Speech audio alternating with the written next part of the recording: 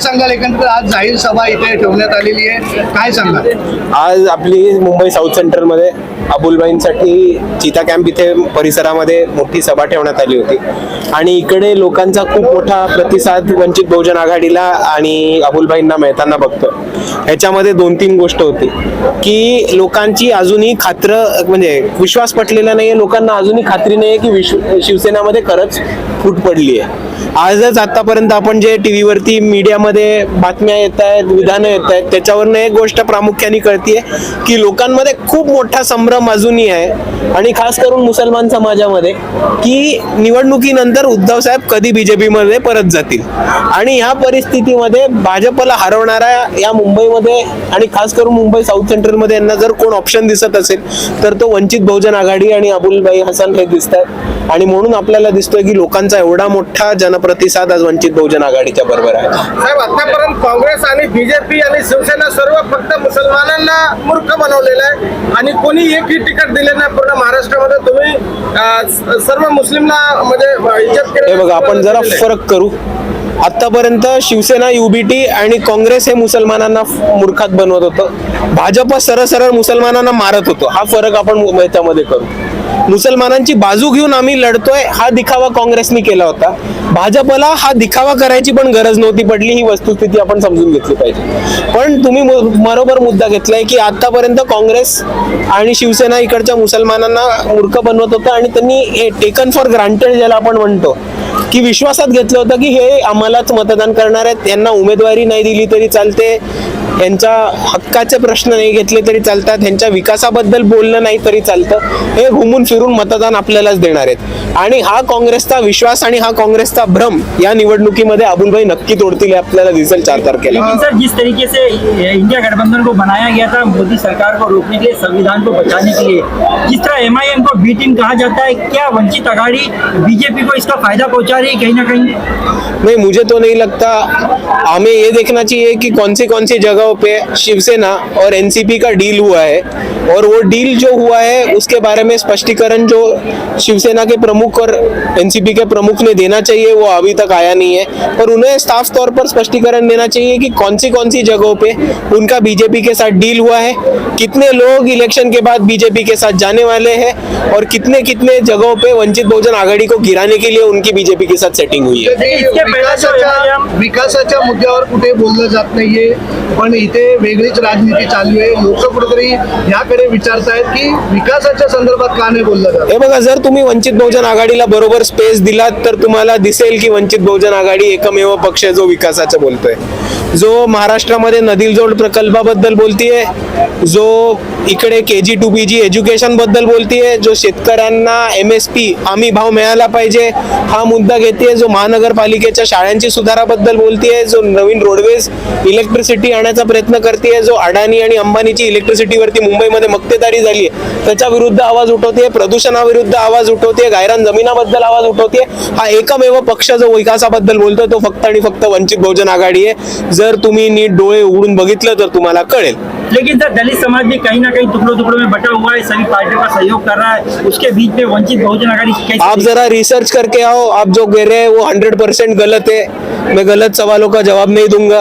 आज जो गर्दी है उस तरह से लग रहा है कि दक्षिण मध्य मुंबई अबू भाई जीत रहे, क्या कहना चाहेंगे? हाँ, अबुल भाई तो जरूर जीत रहे, कितने वोटों से आएंगे वही देखना है मेरे को 4 तारीख को. कांग्रेस का ये कहना है कि ये लड़ाई जो देश के संविधान को बचाने की लड़ाई है, तो वंचित आघाड़ी हमारे साथ आना बहुत जरूरी था, ये कांग्रेस का कहना था. उस पर कांग्रेस को संविधान बचाना था तो उनको हमें लिख के देना था कि वो बीजेपी के साथ नहीं जाएंगे. वो क्यों नहीं लिख के दिया ये कांग्रेस के लोग बताएं. सुजयजी, घराचा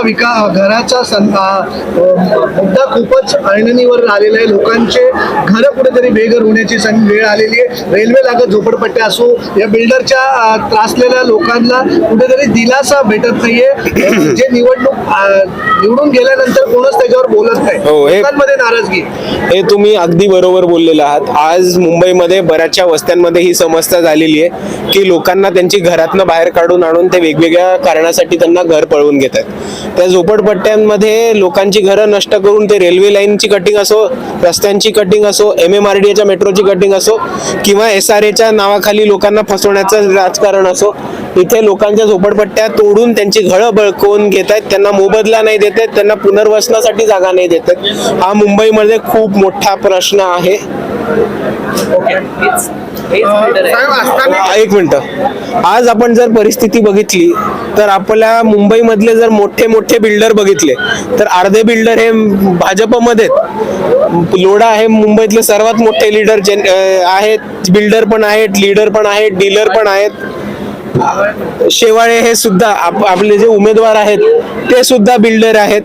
आणि ह्या पद्धतीचं आपल्याला दिसतं की लोकांच्या झोपडपट्ट्या बळकवतात. आणि ह्याच गोष्टीमध्ये आता आपल्याला नवीन प्लेअर आलेला दिसतोय, ते म्हणजे धारावीमध्ये अतिक्रमण करताना ते म्हणजे अडाणी. आता अडाणी बद्दल आपण बघितलं तर एका ठिकाणी राहुल गांधी आतापर्यंत अडाणी बद्दल बोलत होते, पण अडाणींचा मुद्दा घेणं त्यांनी थांबून घेतलंय. आणि त्याच्यानंतर मोदींनीच म्हटलं की राहुल गांधी टेम्पोमधनं अडाणींकडनं पैसे घेतात. दुसऱ्या बाजूला राहुल गांधी अडाणींबद्दल किती बोलत असतील तरी उद्धव ठाकरेंची अडाणीकडे किती इन्व्हेस्टमेंट आहे हे उद्धव ठाकरेंनी जाहीर करावं. आणि दुसऱ्या बाजूला शरद पवार हे जाहीरपणे अडाणींची बाजू घेताना आपल्याला दिसतात. ते NDTV हा चॅनल जो अडाणींनी विकत घेतलाय त्या चॅनलवरती जाऊन राहुल गांधींना समजवताना दिसतात की ह्या अशा उद्योगपतींच्या विरुद्ध बोललं नाही पाहिजे. शरद पवार साहेब हे गुजरातमध्ये जाऊन अडाणीचे प्रकल्पाच्या उद्घाटनाचे कार्यक्रम अटेंड करतात. आणि ह्याच गोष्टीमध्ये बिल्डरांच्या विरुद्ध मुंबई वाचवायची असेल आणि बिल्डरांच्या विरुद्ध हा ट्रॅप जो बिल्डरांचा आहे तो थांबवायचा असेल तर तुम्हाला तळागाळात जाऊन वस्ती पातळीवरती काम करणारे कार्यकर्ते पाहिजेत, लोक पाहिजेत. आणि ते फक्त वंचित बहुजन आघाडीमध्ये. लोगों का काफी प्रेम मिल रहा है हम लोग जहाँ भी जा रहे हैं लोगों का भी पिक्चर क्लियर हो रही. पहले क्या था, हम लोग थोड़ा लेट चालू किए तो लोगों का ऐसा था कि दोनों सेना के बीच में ऑप्शन नहीं दिख रहा था. अब उन्हें वंचित बहुजन आघाड़ी का भी खुल गया है और इसलिए अभी लोग में जो है दोनों सेना के खिलाफ जो है वो वंचित बहुजन आघाड़ी को मत देने की तैयारी कर रहे हैं. भाई स्थानिक जो खासदार है 10 साल से अभी तक चीता कैंप के बाजू में 2 किलोमीटर के अंदर में भी नहीं रहते और चीता कैंप 10 साल पहला जो जैसा था आज भी वैसा ही है, कुछ बदल नहीं हुआ. आपको चुन के आने के बाद कितना बदल होगा? इंशाअल्लाह सत्ता में आके चुन के आने के बाद ही वो आपको दिखाई देगा.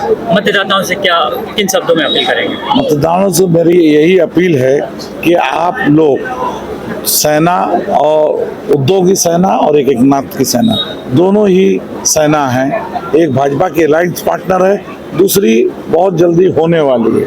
तो मेरा उन्हीं लोग से ये अपील है कि इस मद्देनजर रखते हुए आप लोग वंचित बहुजन आघाड़ी को करें. अपना सेकुलर को मानने वालों से खासकर अपील है कि वंचित बहुजन आघाड़ी को 20 मई को सुबह 4 नंबर बटन दबाकर गैस सिलेंडर में ज़्यादा से ज़्यादा वोट देके वंचित बहुजन आघाड़ी को कामयाब करें. हमारे कौमी तर्जमान जनाब फारूक अहमद साहब वो कह रहे थे, मैं भी कहता हूँ कि तुम्हारे मुल्क के में पहरे नहीं होते दुकानों पर, तुम्हारे मुल्क में पहरे नहीं होते दुकानों पर. हमारे मुल्क के चोरों को चौकीदार कहते हैं, हमारे मुल्क के चोरों को चौकीदार कहते हैं. और आज ये साउथ सेंट्रल पार्लियामानी इंतखाब पर आप देखें, हमारी बहन महाराष्ट्र प्रदेश अध्यक्ष आदरणीय रेखाताई ठाकुर जी स्टेज पे तशरीफ फरमा. भले आलिम दीन है लेकिन वंचित मुस्लिम आघाड़ी के तमाम अहदेदारान हैं, जिम्मेदार हैं. तमिलनाडु से आए वाले हमारे साथी मुर्गन भाई और बड़ी तादाद में यहाँ पे मौजूद मेरी माँ बहनों, बुजुर्गों, नौजवानों, दोस्तों, साथियों, अस्सलाम वालेकुम रहमतुल्लाहि बरकातहू. मैं आप सभी का इस्तकबाल करता हूँ, आप सभी को क्रांतिकारी सलाम करता हूँ, क्रांतिकारी जय भीम करता हूँ. जय भीम ये किसी मजहब का नारा नहीं है. आमतौर पे हम देखते हैं कि बौद्ध भाइयों को जय भीम कहता हुआ सुनकर हमको लगता है ये बौद्ध धर्म का नारा होगा, लेकिन ये बौद्ध धर्म का नारा नहीं है. बौद्ध धर्म का नारा कुछ और है. ये जय भीम एक इनकलाबी नारा है. जैसे इनकलाब जिंदाबाद कहने के बाद अंग्रेजों की छाती में धड़कन बढ़ती थी, आज जातिवादी फिरका परस्त आरएसएस चड्डी वालों के सीने में अगर बम फोड़ना है तो जय भीम का नारा काम करता है। इसलिए ये आज इनकलाबी नारा है, ये संविधान निर्माता बाबा साहब अम्बेडकर के ख्यालात का को जिंदाबाद करने वाला नारा है। इसका किसी मजहब से कोई वास्ता नहीं है।